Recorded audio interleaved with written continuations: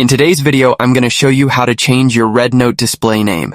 If you've created a RedNote account and you want to change the name on your profile, but you don't know where to start, just follow my steps and you'll learn how to change the name in just a couple of seconds.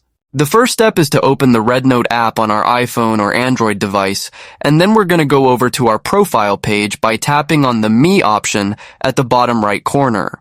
As you can see, we're now on our RedNote profile page, and in order to change the name, you'll want to click on this Edit Profile button, which should be right next to the Followers and Following list.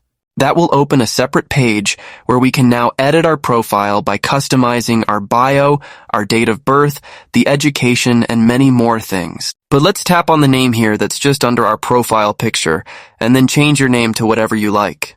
I'm going to enter my name, which is Marshall Johnson, and you can follow me in the app if you have an account. When you had entered your name, tap on Confirm. The last step is to save our changes by clicking here at the bottom, and that's it. Our name is now changed in the RedNote app. You can see that it's Marshall Johnson, so go follow me on the platform, and make sure to subscribe to App Tutor if you want to learn how to record and edit videos for RedNote, how can you upload them to the platform, how to change your profile picture, and other things related to the app.